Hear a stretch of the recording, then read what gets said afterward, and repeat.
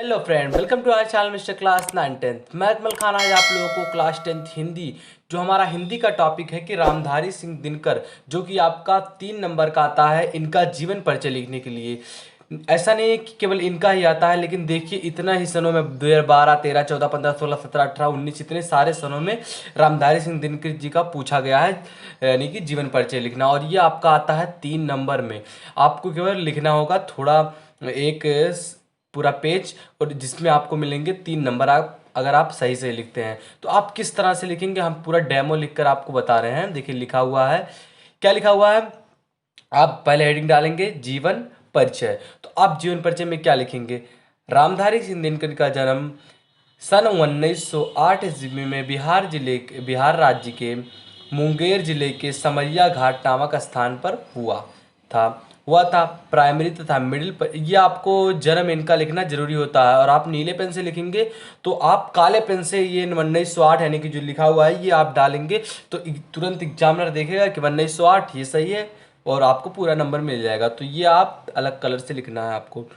अब देखिए, प्राइमरी तथा मिडिल परीक्षाएं पास करने के बाद ये मेकावा घाट में HA स्कूल में पढ़ाने चले गए और वहीं से मैट्रिकुलेशन परीक्षा पास की।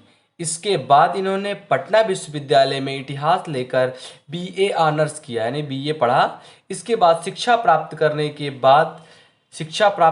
के बाद ये मेकावा घाट के स्कूल में प्रधानाध्यापक हो गए। वहीं का एक स्कूल था जहाँ पे ये प्रधानाध्यापक के रूप में नियुक्त किए गए। ये भालमपुर के विश्वविद्यालय जो है, भालमपुर विश्वविद्यालय के उपकुलपति भी रहे।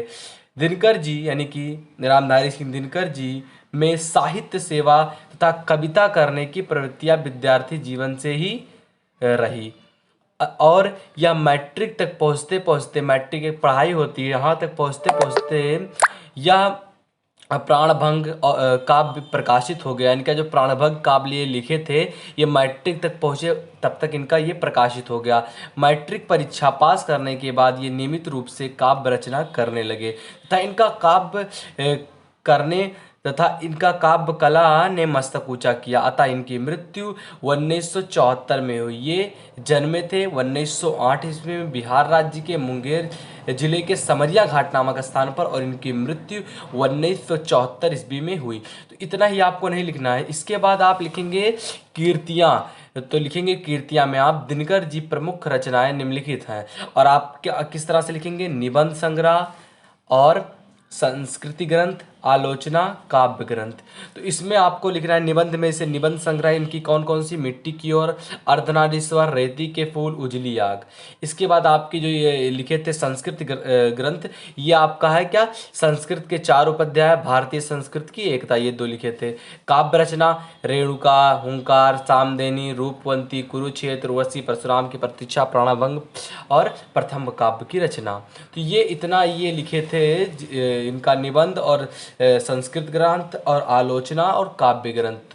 तो इस तरह से आप अगर पूरा लिखेंगे जो हमने लिखा है यहाँ पर, अगर आप पूरा लिखेंगे तो आपको एग्जाम में 3 नंबर पूरे दिए जाएंगे। दोस्तों आशा करते हैं वीडियो पसंद आएगी। यदि वीडियो पसंद आए तो लाइक करना, यदि आप हमारे चैनल पर नए आए तो सब्सक्राइब कर लें। मिलते हैं आपसे अगले वीडियो में, तब तक के लिए जय हिंद जय भारत।